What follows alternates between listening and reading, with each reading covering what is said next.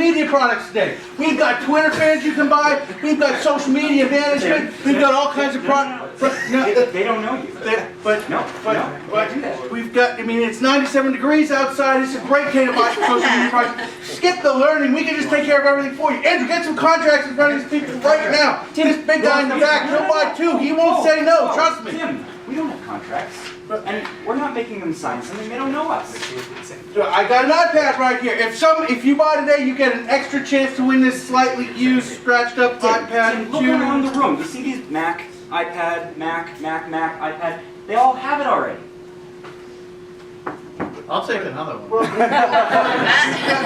We've got a special right now. $3,000 in free social media products if you sign up with SEO today. Go to the next slide. What's on the next? Look at the first rule. You can't put price purchase information in your Facebook cover photo. It's against the rules. Oh, this is a class on social media, isn't it? You know, it's really not your fault. Does this sound familiar? Do you see a lot of this on Facebook pages, on your social media profiles? Maybe some of you guys are even posting this to your Facebook pages now. Buy today. Who's got a $1.99 a month lease special on their Facebook page? Anybody? Who's got a picture of a used car on their Facebook page that just came in? Or knows a dealer that's advertising on their Facebook page with pricing specials, with sales offers, service offers, things like this. And it's not your fault. As dealers, you've been trained for years that you only get a chance for moments to get a hold of your consumer, and maybe you'll be lucky enough to get them in your store. Your newspaper ads, they've got to be 2 pages, two pages, with bold, huge offers. Direct mail pieces, right? Where do they go? Most of them in the trash. They got to have checks on them. It's got to be compelling. You've only got a moment to grab their attention. Billboards, I mean, hey, minivans are sexy, right? Everyone wants to drive one of those. It's not surprising you have to offer $9,000 incentives to get someone to come in the store, right? But social media is different. You have more than a moment to get their attention. And some of the statistics that we're going to go over today are going to blow you away with how much time these people will potentially spend on your site if you market to them the right way. Now I'm going to go through this stuff quick. I want to leave plenty of time for questions at the end of this presentation. Hold your general questions. If you miss something that I say, raise your hand and either Zach or Andrew will come by and help you. Also, everyone that's attended this class is going to get a second chance to take advantage of our offer. 5 lucky dealers are going to get $2,400 in free social media marketing services from our company. So please make sure we sign your business cards before you leave today so you can have a chance to do that. So here's what we're going to cover. The social media platforms, their similarities and differences, these are the ones that really matter. I think we just had a little fun a minute ago with the fact that 95% of dealers out there are putting the wrong content in their social media spaces. The realities of social media. These are the things that you have to come to terms with as dealers if you're going to be successful marketing through social media. And why social media is no longer optional. This isn't fringe anymore, people. You have to be in these spaces. We're going to debunk some myths. In fact, some of the information I'm going to say today is going to fly in the face of anything you may have heard about social media before. We're going to cover what good content is and why it's necessary. We're going to show you where to find it and how to create it. And then we're going to show you how to syndicate that out and put it in front of as many people as possible. So let's jump right in. Facebook, Twitter, Google+, these are the pillars of social media. These are the platforms you have to be on first. Facebook is kind of a no-brainer. I think everybody knows that if you're going to be in social media, this is the place to start. Twitter is often overlooked by car dealers. There's not a lot of interaction that goes there. We're not really sure what to do with it. It seems like just a loud, obnoxious room where nothing really happens, and we tend not to focus a lot of time on it. But it's vital to a successful social media strategy. Google Plus is another one. Not many people there yet. Doesn't seem to be a whole lot going on. But one of the things that Matt mentioned in the keynote session opening boot camp was, let's not wait and be reactive to consumers. Let's be in the places we know consumers are going to be, and we're going to explain why they're going to be at Google+. So what are the similarities? Well, the purpose of each of these platforms is to engage your potential consumer base. so that they might spend money at your dealership. That's why we're here. They can all be used to syndicate your blog content. Now, blogging is definitely part of social media, but let's face it, we could hold an entire class. In fact, I think Christine is holding a class on blogging here. Our opinion is that blogging is the second most important part of your digital marketing strategy after search engine optimization. Absolutely vital. We're not going to focus too much on blogging here, but we're going to show you how you can syndicate your blog content and drive traffic to your blog so that you can generate website traffic, generate leads, and sales at your dealership. Facebook, Twitter, and Google Plus can also be used to syndicate YouTube content. We're also not going to focus on YouTube. Some people think it's social media, it's a little social, it's a little SEO. It's not really any of them. Creating videos is important, but there's some interesting information when it comes to using YouTube in social spaces. We're going to cover that a little later on. So what's different? How are they different? Facebook is fantastic. This is the one where you can actually get communication going with you and your potential consumers. People will comment, they'll like, they'll share the things you post if you use compelling, good content that would motivate someone to want to share, like, and comment on it. Twitter, as I was saying, seems like there's just a lot of shouting going there. But 40 million of the 100 million Twitter users never say anything. But they tune in nearly daily to read what's going on. And a large majority of those people are tuning in just to see brands. Google Plus, you want to influence people to plus one your content and share it. It's similar to Facebook.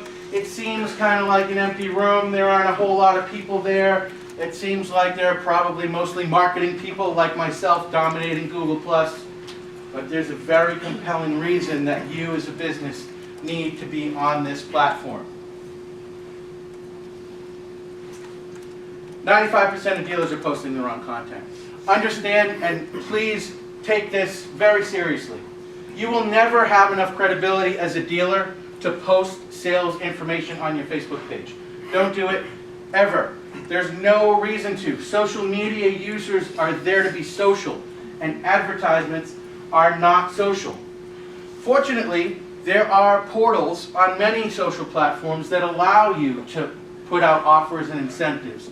Check-ins through Facebook deals by incenting your customers to check in at your dealership and influence 200 of their closest friends that they not only like your dealership, but are willing to spend money there. And for doing it, they're going to get a reward just to let the people that they like know about it. What is 201 people worth to you? To get a testimonial, an instant testimonial saying that a consumer that does business with you likes your business. Well, you might naturally think, well, how many people are really going to check in on Facebook? Well, monthly, nearly 500 million Facebook users check in using the mobile platform. That means over 50% of everyone that's on Facebook accesses it at least once a month via their phone. Definitely write this down. These are some realities of social media that you have to come to terms with if you're going to be successful. And this is a big one. Only 11% of Facebook fans that are fans of a local business are in the vicinity of the local business they like. Only 11%. Why might those 89% of other people want to like your business? The focus isn't necessarily on that. Consumers do strange things all the time that we don't necessarily understand. Auto Trader is a perfect example of this. They drive tremendous traffic to our stores, and you can never find a metric to prove it. But we sell cars, don't we? We don't dare turn off Auto Trader. Another problem with social media is that return on investment is not directly attributable. The cute kitten post that Sally saw that influenced John to come in and buy a blue one on Sunday, you're never going to connect those dots. It's not going to happen. But what you can do is generate tremendous traffic to your website And you know how your forms convert. You know what rate of people that visit your site are going to call and submit a lead. And if you drive significant traffic from your social media sources, then you can make reasonable, accurate guesses at what kind of influence social media will have on sales at your store. Only 17% of consumers share experiences and stories about brands with people they know. But nearly 80% of them read the posts and updates that brands they like make. 40% of Twitter users, as I said earlier, never tweet, but they regularly watch what people are saying.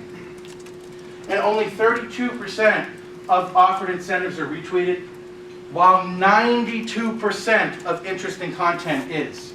This is about brand exposure. This is about driving people to your website. This is about going after that 98% of people who are out of market and keeping your name top of mind so that when it is time to become in market, you're the person they're thinking of. So why is social media no longer optional? If you get nothing else from this, Google says so. They've publicly stated that social media indicators are part of their search algorithm. So social media is now part of your SEO strategy. There are over 900 million people active on Facebook, and over 500 million of them log in every day. This is interesting. You've heard 6 degrees of separation. On Facebook, there are only 4.74. If you are connected to Facebook, you are also connected to every other person on the planet by no more than 4.74 people. Including Kevin Bacon? You might only be 2 people. So what does that mean? Well, that 11% of local people that like your local business doesn't matter anymore. The 89% of people that do like your business and aren't in market are potentially influencing people who are in your market. This means that numbers will become important. So let's debunk some myths. You can't sell on social media. Not true. You can't sell newspaper style. You can't use direct marketing tactics in social media. What you need is to get people to want to come back to your channel every day to comment on the funny post or the cute kitten or the baby video.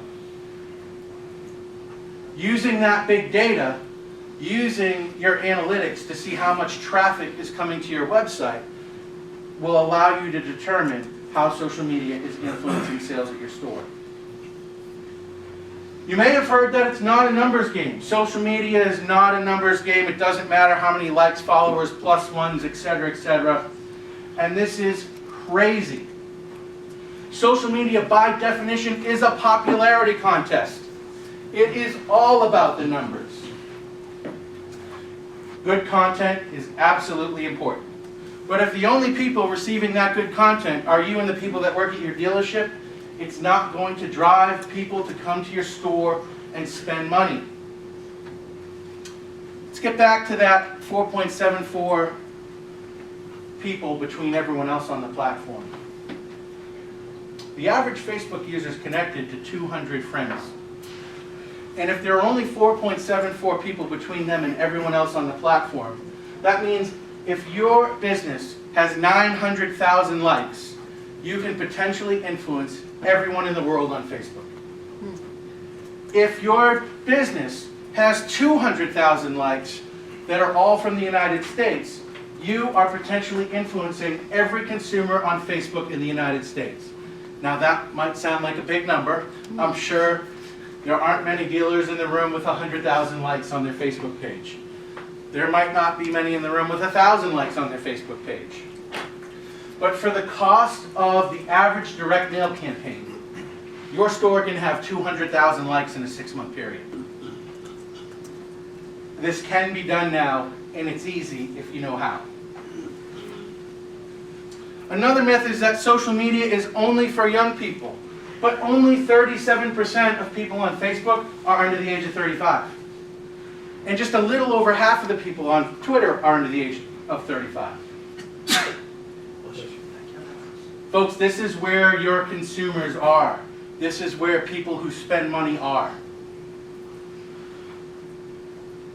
You may have also heard that social media is free. We heard for years that SEO was free as well. There's nothing that's truly free. You either have to invest the time and man hours and training in your own personnel to figure these things out, or you need to hire a company like ours or some of the great companies that are here at this conference to help either guide you, train you, or manage these processes for you.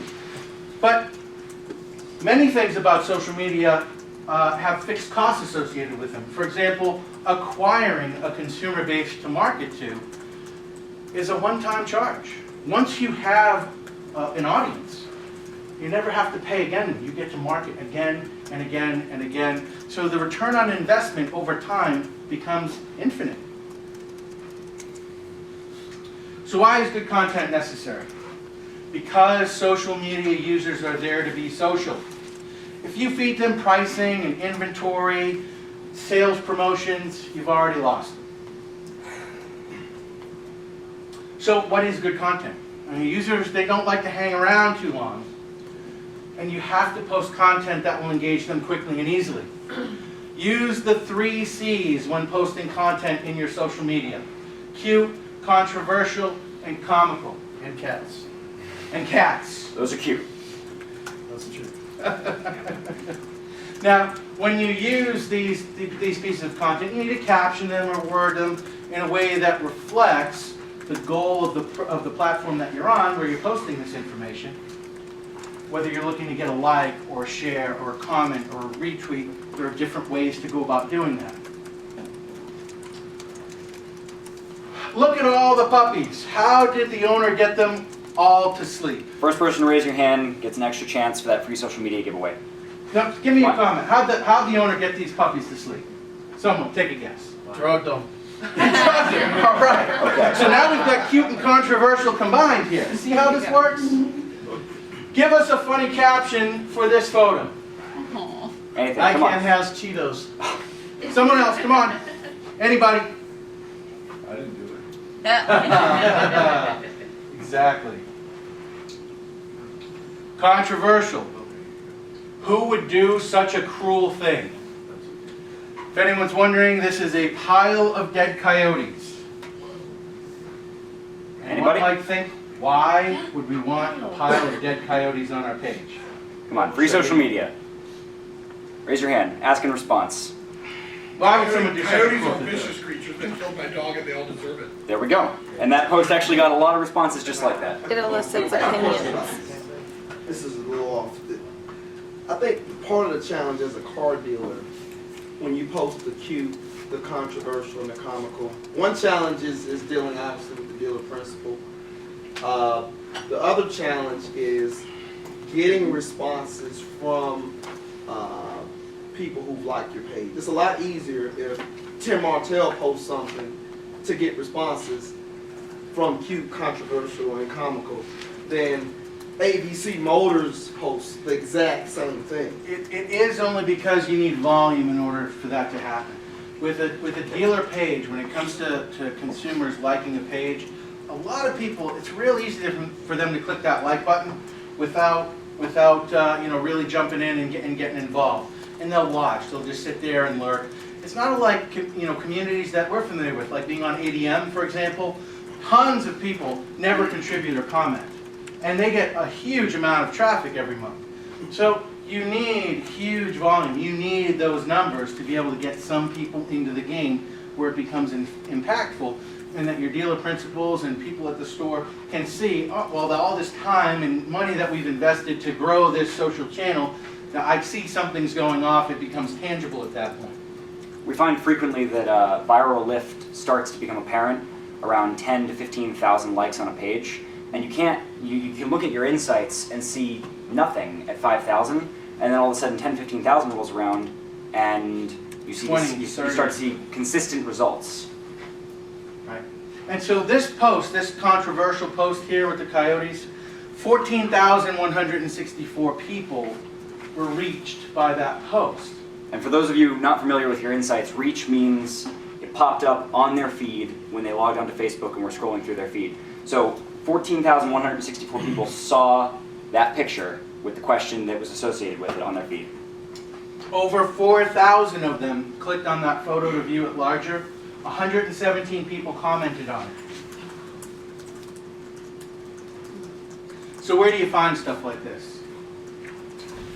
Everyone that comes by the booth and drops their business card in to enter to win the contest is going to get an email after the conference where we're going to actually give you links to some places that our company uses to generate content that we use for our clients. This is really great stuff. If you want to get started right away, Google's a great place. The images online are public, you can share them. Don't claim them to be yours, don't put them on your blog and say this was taken by Sally in accounting or anything like that. You could get into trouble if something came from a copyrighted website. Worst case scenario, you might get a phone call from someone in a couple of years saying you used my picture, could you take it down? The key thing to remember though is you can use it on social. Because it's already been shared online, you're just resharing it. Correct. Google's another good place to get interesting, fun facts. Things that people might retweet. And if all else fails, you can get videos on Google. Wait, Jack, this says videos are bad. Videos are bad on social. It's kind of a lot of misinformation, a lot of back and forth with what to do with videos. You want to be posting to your YouTube channel. You want to do video walkarounds. You want to do branding videos. It's really important that you're active on your YouTube channel and that you syndicate to social. But when videos are your primary content, especially if you're just sharing interesting, funny videos that you found online, people don't want to spend 2, 3, 4 minutes watching that video, even 30 seconds. It's too much time out of their social, fast-paced searching life, and they don't have the attention span. But you get viral lift by syndicating your YouTube videos and blogs on social media. Okay, so we've got some contradictory information here, right?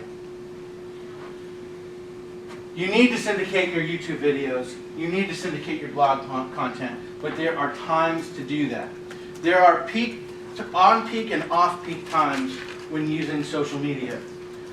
You want to put the stuff that's going to get the most interaction during those on-peak times and the things that aren't going to get as much interaction on the off-peak times.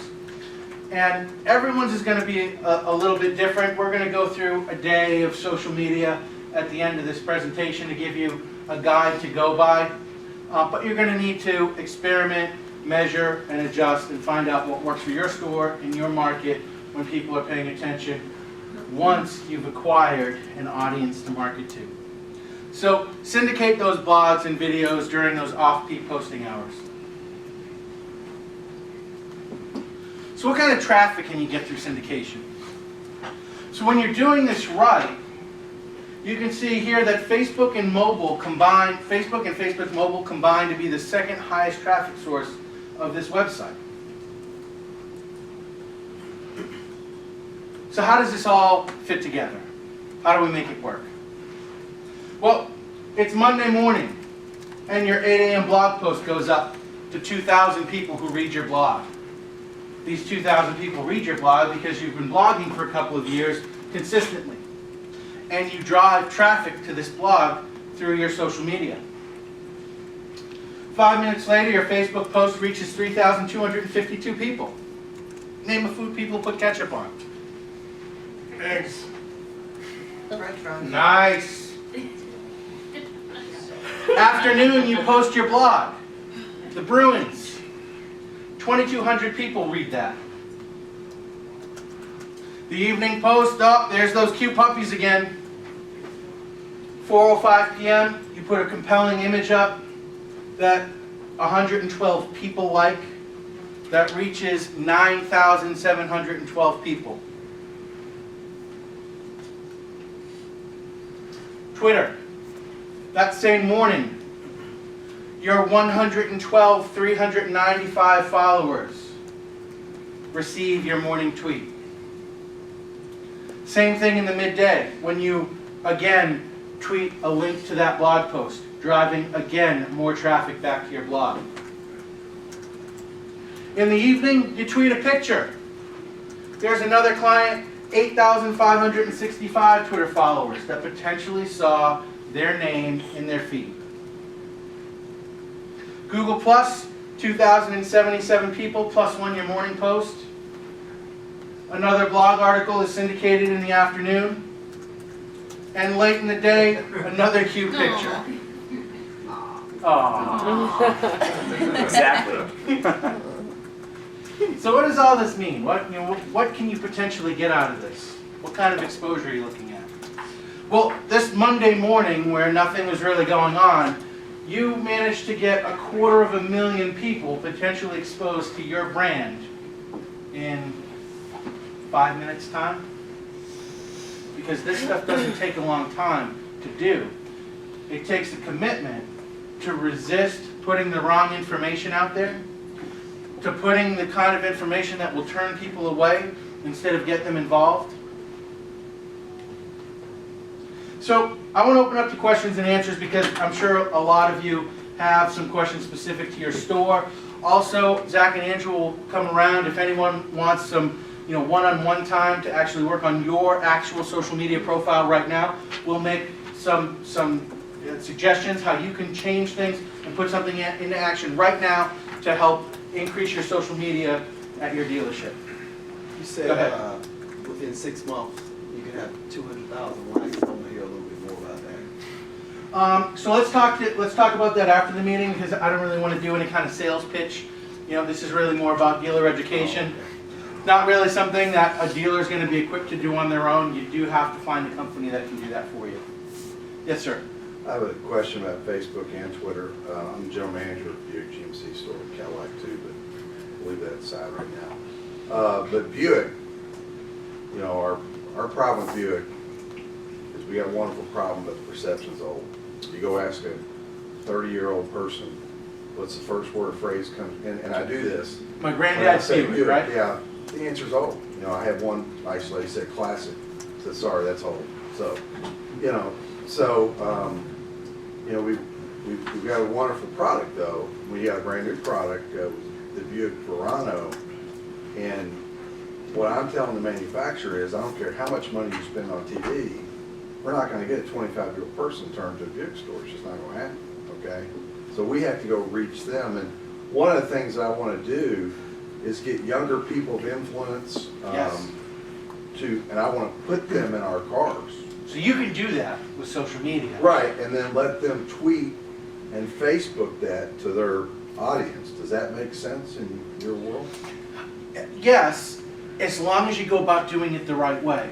You're not gonna necessarily change the perception of the national audience of Buick, but you can change the perception of what Buick means to your store.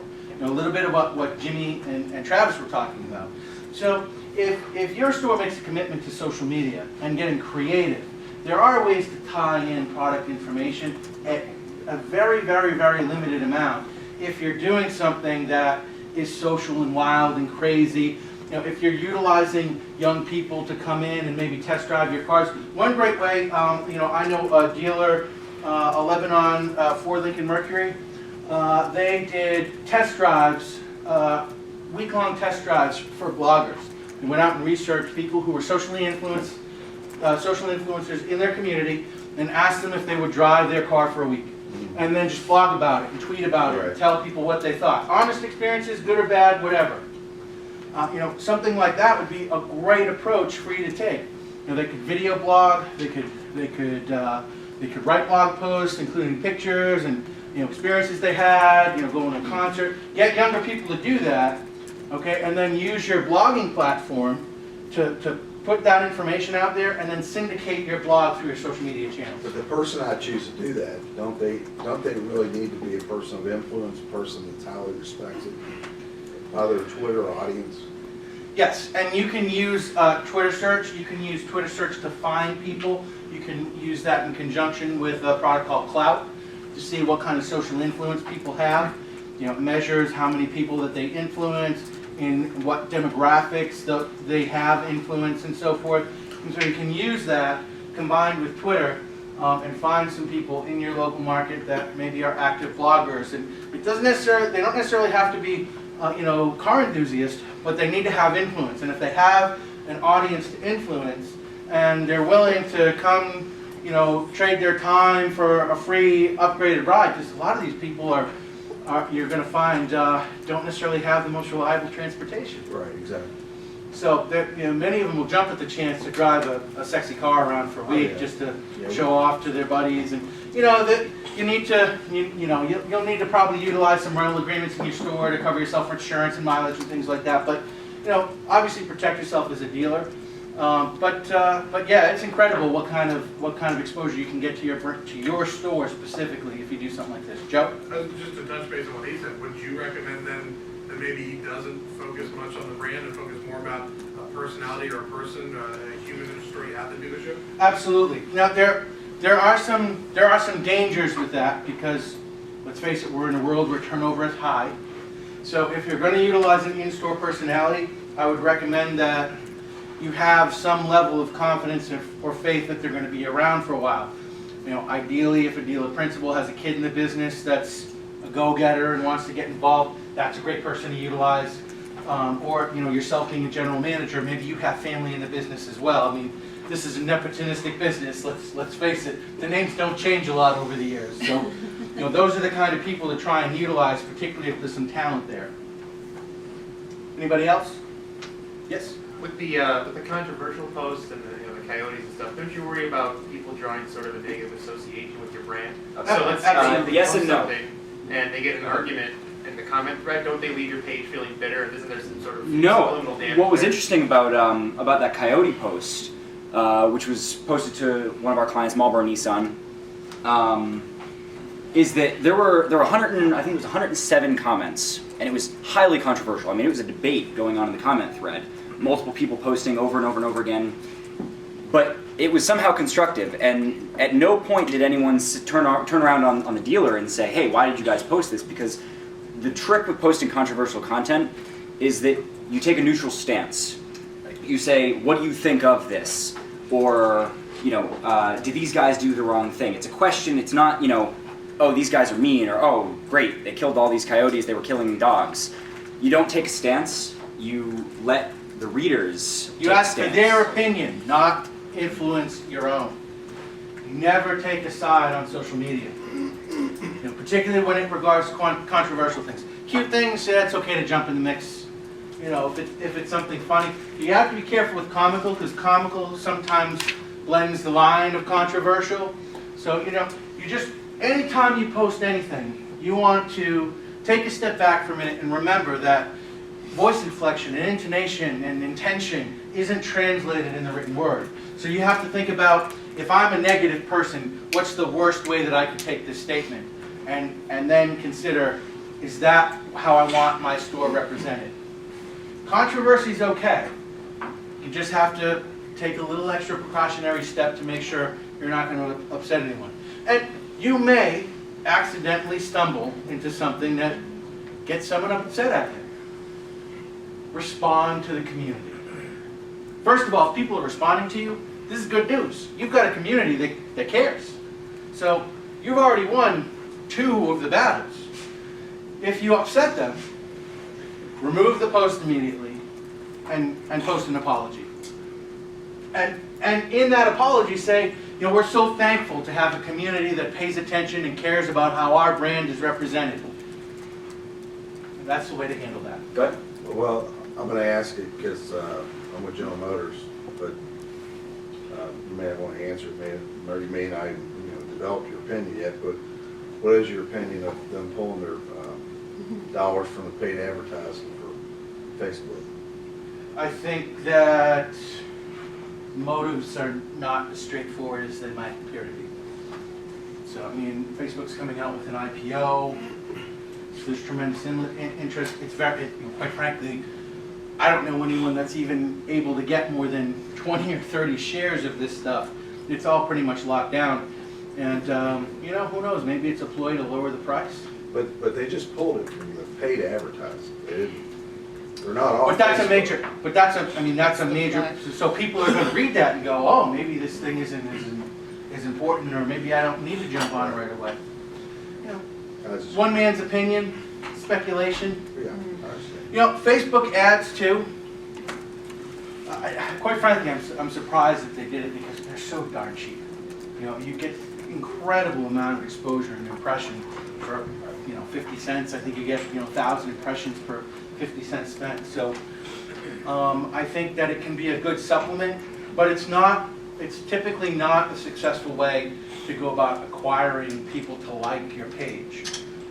It's slow, and if that's the only methodology you're using to get people to your page and to like your brand, it's going to take you, decades to reach numbers that can really get the kind of influence that you want. Anyone else? Yes. Is there a place that you can go for empirical evidence that shows if you do what you just demonstrated, you're posting things that are comical, controversial, and you're doing all that, you're getting 254,000. Most car dealers I know, when they get to the end of that, they go, how many more cars did I sell? That will tell me if it's successful. Correct. Or not. Right, and so this is an initiative that takes time to work. I mean, typically you need 3 to 6 to 12 months of investment of really doing this before you have that empirical evidence that'll support it. Because you have to build an audience, and building an audience takes time.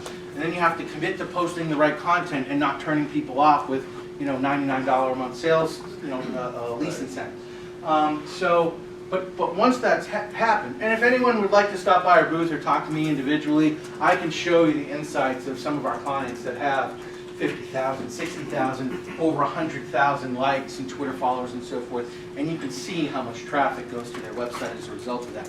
And that's the evidence that you can use to really draw a conclusion as to whether it's influencing sales. Because, like I said, the cute kitten post, you're never going to connect the dots there. That someone liked it and that person shared it to another person, to another person. You can't do it. Until they start putting microchips in people and we know everything that they do, you're not going to have that level of transparency. But there is, Which might be coming. You've done this for 12 months for someone, Yes. and they said, before we started this, we were selling this many cars, Right. and now we're selling this many cars, and it's a great increase. Well, you also need to remember that marketing is still marketing. The SAR is what it is. You're only going to sell so many cars. I never typically suggest that people increase their expenses, particularly in a down economy. But if you shift marketing expenses, this can be a significantly less expensive way to sell cars than, 15 grand on a direct marketing piece that maybe 10 or 15 or 20 people come in and buy a car.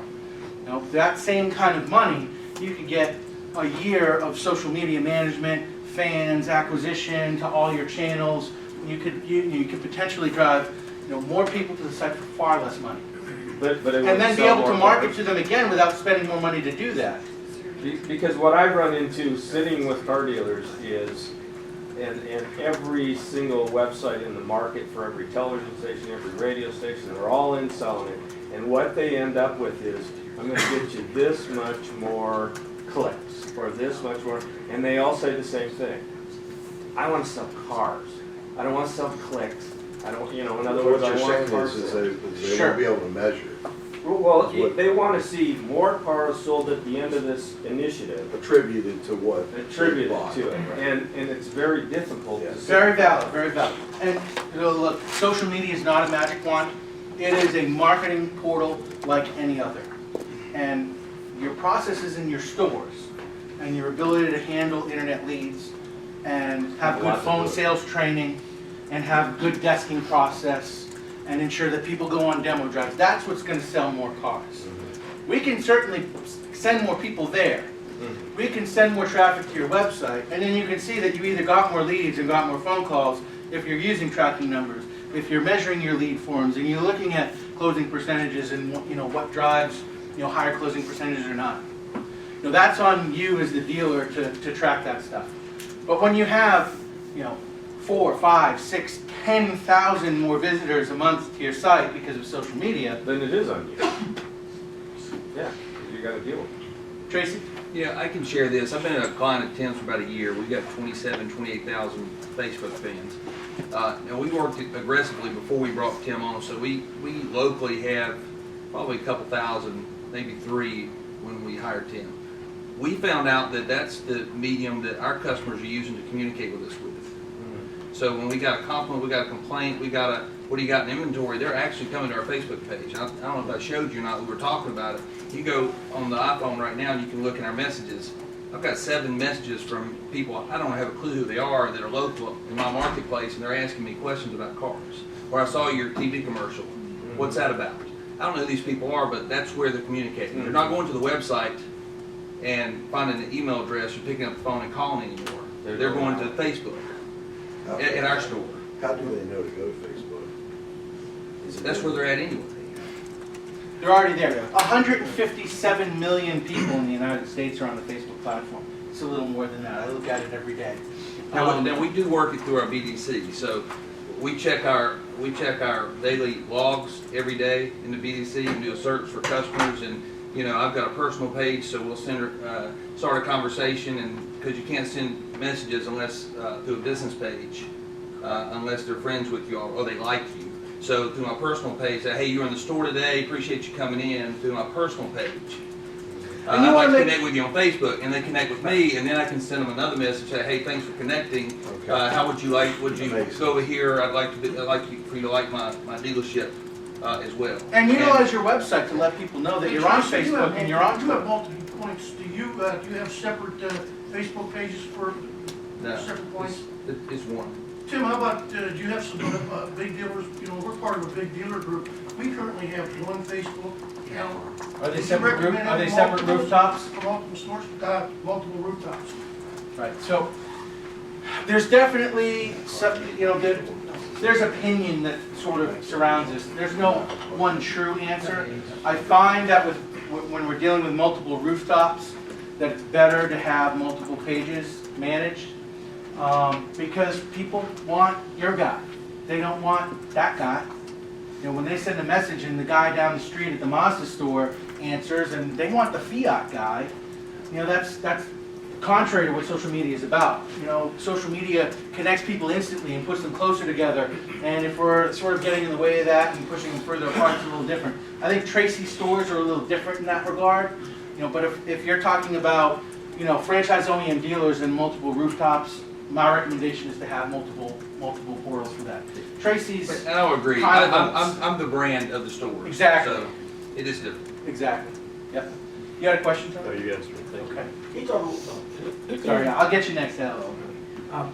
Just as far as staffing it, I think what I've seen sometimes is that social media gets delegated to the person who doesn't seem to have anything to do. Isn't that how internet departments started? Right. You know, the guy with the glasses is good with the computer. Make him the internet manager. Right, Joe?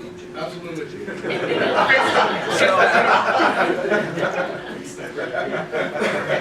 Present company excluded.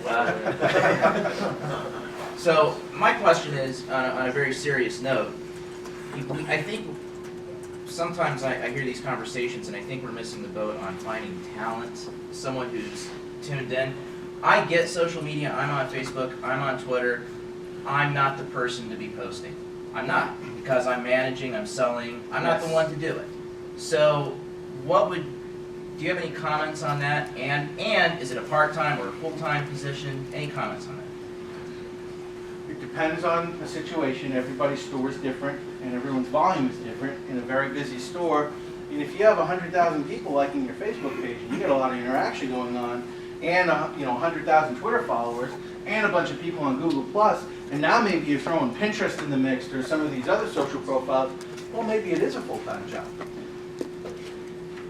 As far as the talent goes, really, I think, except for some really unique circumstances, there's not enough talent to go around in every store to have someone that's going to develop an incredibly successful social media strategy, run all the possible portals, and have SEO dialed in, and add another job hat here to their resume, and have success with that.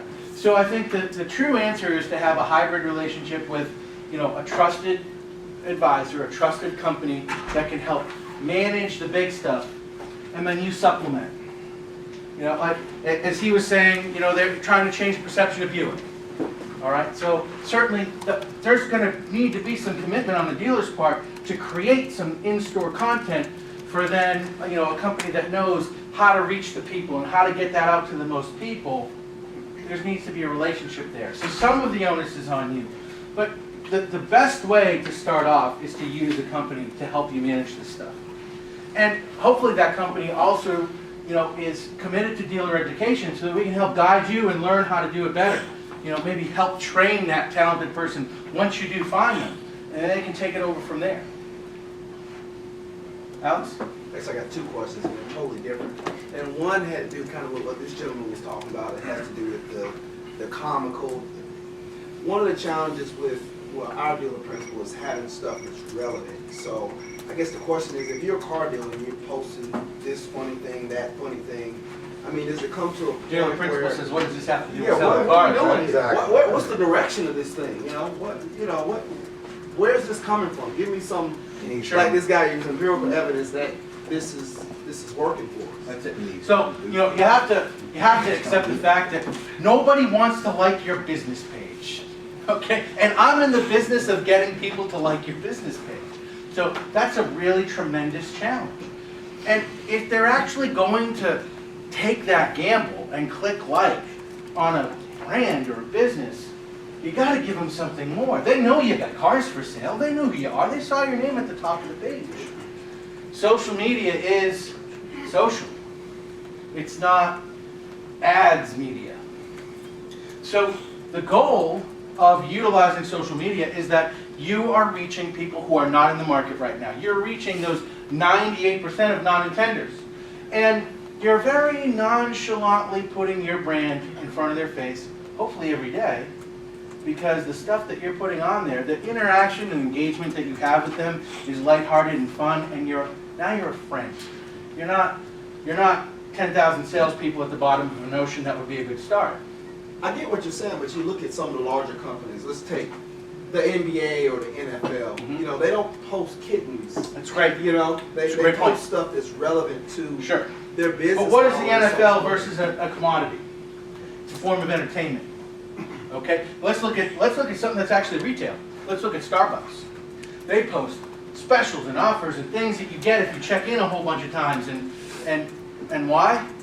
Because you might go to Starbucks 2 or 3 or 4 or 5 times a day. If you're looking at a car dealer, it's 3 months or 3 years, right? In 3 months they're going to need an oil change or a service, or 3 years they're going to buy another car. They don't need a sales promotion every day between that 3-month and 3-year period. They're just going to shut off to it. They'll just turn you off. In fact, what will happen is they'll just stop engaging, and eventually Facebook will know that, Facebook's edge rank will recognize that what you're posting isn't relative to them, and they'll do it for them. They don't even have to unlike your page. You just won't show up in the newsfeed anymore. And then you can never get them back. So, yes, this is, that's why I said these are realities that dealers have to come to terms with if they want to be successful in social media. Bear in mind, you don't have to be successful in social media. I know lots of huge dealers that only do print, radio, and TV, and they sell 700, 800, 900, 1,000 cars a month. I think that their profitability isn't as high as it could be because those portals for marketing are much more expensive than this portal for marketing. So if you shift some ad dollars instead of adding expense, I think your dealers will become more profitable. And this is a great way to do that. That leads to the second question Fantastic. about Twitter. I read your mind. I haven't seen a car dealer run a campaign through Twitter that I was like, wow, they're tearing it up. I wouldn't want to follow everybody in this room has a car. How many of us follow a car dealer on Twitter? Who wants to follow a car dealer on Twitter? Well, same thing on Facebook. Who really wants to follow them? But if you add value, and Twitter is a portal where you can be a little more salesy because, as I said, the overwhelming majority of those 40% of people that never tweet anything and never retweet anything, they're looking for a deal. They're looking for something special. So it's okay to mix deals and incentives and things in with your Twitter feed. The life of a tweet is only 3 minutes. The life of a Facebook post is 3 hours. So these are very different portals. You can post all day long to Twitter. you want some stuff where there could be a chance for some interaction back and forth, and you want to use Twitter to listen. Twitter's advanced search feature is fantastic because what you can find there is opportunities. You can use radius searches for people talking about your brand. Maybe their 10-year-old Subaru just broke down on the highway 10 minutes ago. I mean, I can't tell you. Every time I've walked into a dealership and showed them how to use Twitter, every time I've used the advanced Twitter search, I found someone in their market within 50 miles who just either had a bad experience at another dealership, had a car breakdown, or had a service nightmare. What kind of, how would that appear to a consumer if you're the one guy out there listening? Because like you said, there aren't any great car dealers out there doing this. I mean, they're very few and far between. You reach out and respond, I apologize on behalf of that car dealer. I'm sure it wasn't their intent to give you a bad experience. How can we assist you? So Tim, what I'm hearing you say, listening to both sides of this, because I'm still on the fence with social media, frankly, as far as what I think it can do for me today. Mm-hmm. But it really sounds like social media is going back to the old school, cliche we've all heard 100 times is, you've got to make a friend to sell a car. Yes. The difference is we're making a friend today that we're not going to sell a car to for an indeterminate amount of time. Well, no, because when you add volume to that, probability takes over. If you have 1,000 fans on your Facebook page, or even 5,000 fans on your Facebook page, the odds that someone that you're influencing, or someone that they're even connected to, are in the market today are a lot smaller than if you have 100,000 Facebook fans. I have a dealer that has, 110,000 Facebook fans. They're connected to 30 million United States Facebook users. And Insights actually shows you this. So they're potentially connecting to 30 million people every day. And if you listen to Travis and Jimmy, 2% of those are in the market right now. So 2% of those, that's nationwide, are in the market right now. But how many of those are actually in your market, ready to buy a car? Well, and that's what I'm sitting here thinking. And the reality is I don't frankly care about 30 million as much as I care about the 2 million that live in San Antonio, in my case. Correct. But those 30 million, and now, so to use Facebook's own statistic that every user on Facebook is separated by no more than 4.74 people. Well, now having 30 million people that you potentially influence means that the likelihood that your posts are being connected to people in your market, even if they're not even they're not liking your page at that moment, is much, much higher. And that's how you drive, people to your business. And they're not just, don't make no mistake, they're not just going to read your Facebook post and running into your dealership and the up bus comes rolling in. I'm not trying to sell that dream. That's definitely not reality. But it's, marketing works through so many series of influences. It's the combination of that radio ad, the Auto Trader, used car that they saw. They liked your Facebook page and that post was funny, and maybe that was the trigger for that person that day. And this is a lower cost trigger than a piece of paper in a mailbox. Not saying you shouldn't still put that piece of paper in the mailbox, but maybe you just spend a little less money on that. Or maybe, the last 3 mailers that you're in didn't work so good. Let's take a month off and try this for a little while and allocate some funds here. Because, as I was saying, the cost on this is fixed. Once you acquire an audience to market to, it's not like direct mail. You don't have to pay that postage again. The postage becomes free till the end of time after that. So that's where I think social media fits in a dealer's marketing. Can I give just a quick example to kind of put the numbers in perspective? So let's say you've got 110,000 US fans, and we have a real world example of that in real life. So you've got 30 million people that they're connected to through their friends. Which means if one of those 110,000 people likes or shares or comments on one of your things, their friends see it. So that 30 million is highly relevant, as long as you're posting engaging content. Now that 30 million people is nationwide, and a few of them might be international because people have international friends. Let's call it 20 million, be pessimistic. 20 million people in the US, and you figure in your market, whatever your radius is, we want to throw a number out there. I mean, let's call it only 10,000 people in that little radius that are connected to your page through a friend or directly. Out of that 10,000, well, if 2% are in the market right now, that's a hell of a weekend. A substantial number of people that you're marketing to right now in your market who are ready to buy a car. Okay, but to play the devil's advocate for a minute, Sure. we haven't technically marketed to them. We've given them cute and comical. So where is that connection? I mean, I get it from the perspective of making a friend. If I'm connecting to Alex, who lives in my town, What's the number and one I'm rule? engaging What's the number with one rule in car sales? People buy cars from people they Right. like. Right. And you know, so we're talking about brand exposure in a way that connects people to you. You know, brand exposure in the form of a billboard at a pro sports arena. Right. There's no real connection there. Where's the real marketing taking place there? There's just a name on a wall. You know, well, you know, where's the marketing in a direct mail piece? Yeah, there's lots of loud bursts and things all over it, but where's the relevancy to the consumer? It's darts on a dartboard. You're taking a huge number of people, throwing a bunch of stuff out there, and hopefully a couple people will, you know, a small percentage of them will pick it up and come in. Well, this is very much like direct mail if you really think about it in a different platform.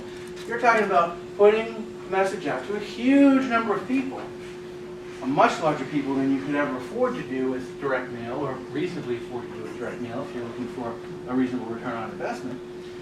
So your odds of success are much higher here at a much lower price point. So are you saying, because in the car business, we sell, that's what we do. Absolutely. We're, you know, puppies are a means to an end.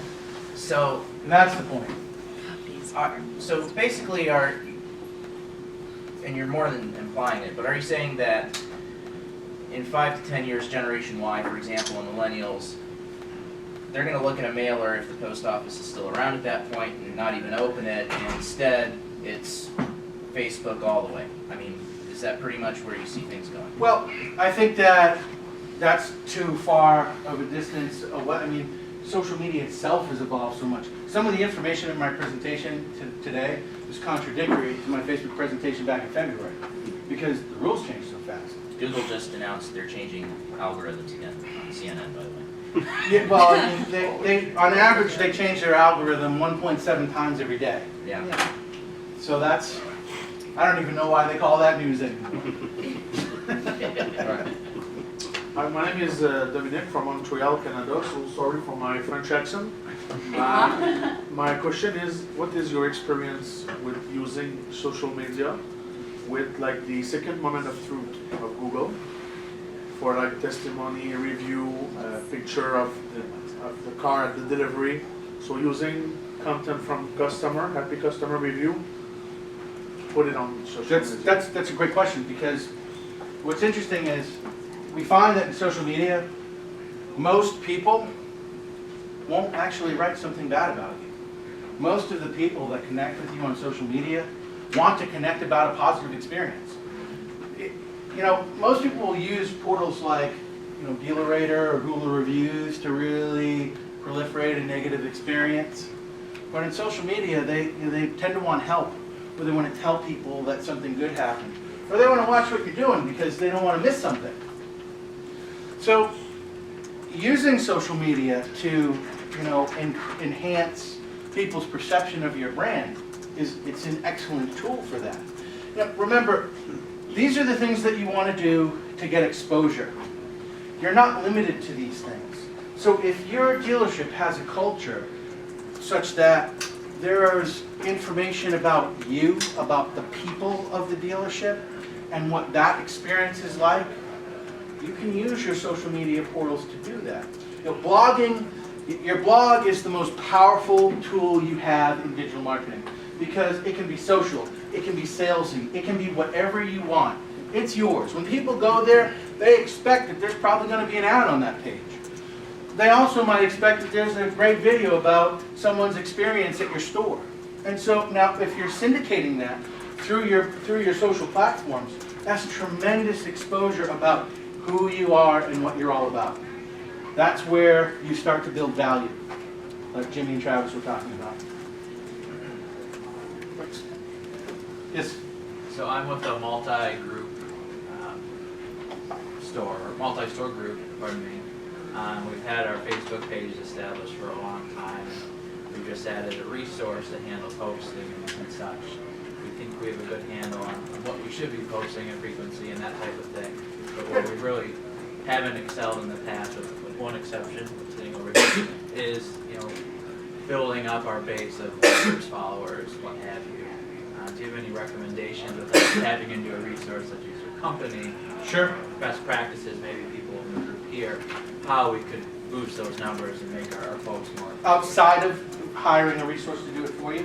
Outside of going to a Wikimotive, yeah. So Facebook ads is one resource, so it's very slow. Also, you can utilize your CRM and your email marketing campaigns. Let people know, if you take yourself seriously in social media and you let people know that, then they'll take it seriously as well.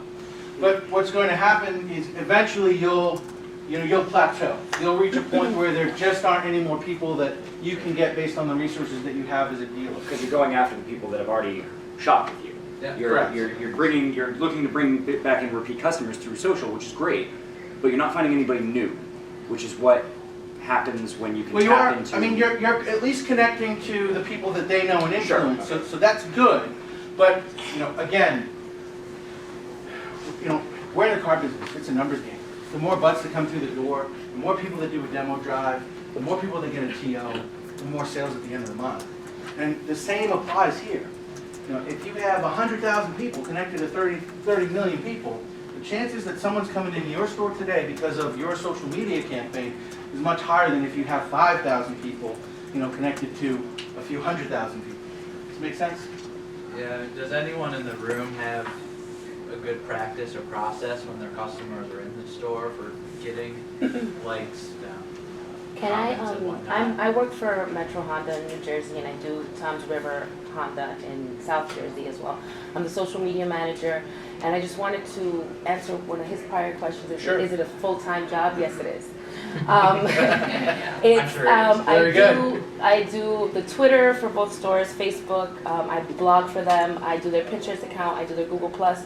I also participate in getting on the reviews, and I videotape customers, and then I edit the videos and I put them on YouTube. It's a lot of work. I hope you have an assistant. No, I don't. I was just going to say. I don't. I do this all on my own, and then I work for my boss for the BDC as well.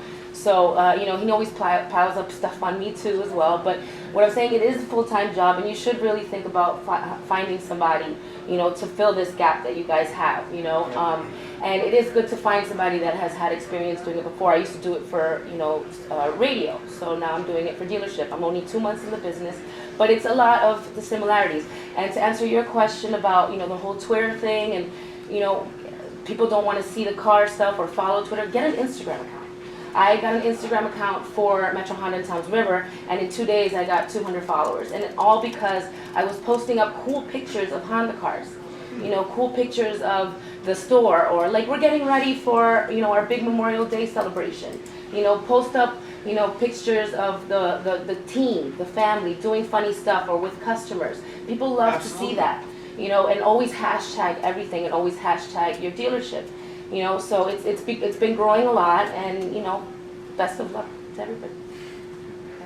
Anybody else? Tracy? I think the biggest missed area with Twitter is in service. Absolutely. Every no day in our market, question. there's 3 to 5 people that are beefing about the Jiffy Lube or the oil change, waiting 2 hours for the 30-minute Quickie Lube. And if you respond to that in a positive manner, Yes, sir. and just break, even if it's a freebie, which I hate to say it's you may be saying you're horning it out a little bit, but just a freebie, meet me in the lane, meet my service manager. They will show up. They're showing up at our store, and I hate to say in droves, but that's where the bulk of our I have business a is coming client from. in Ohio now who keeps his service department open until 3 a.m. 7 days a week because of the success that he's had reaching people on Twitter by just listening to what's out there. He's in a big market, so there are a lot of people out there, tweeting. There's a lot of influence. This isn't something you necessarily be able to do in everybody's store, but if you're in a really big market and you have tremendous demand, there are real opportunities on Twitter for you. And they have trucks that run all night long that just watch their Twitter feed and look for people that break down or need assistance, even if it's not their own brand. Their dealership is a true service center. So there are huge opportunities that yield tangible results right now using social media if you want to commit to doing something that the other guy's not going to do. I think our time's up. Please come see us at booth 205 if you have more questions. We'll also be happy to sit down with you. Zach, look for Zach and Andrew as well. Because they want, yeah. Thanks. Part of it. Exactly. No.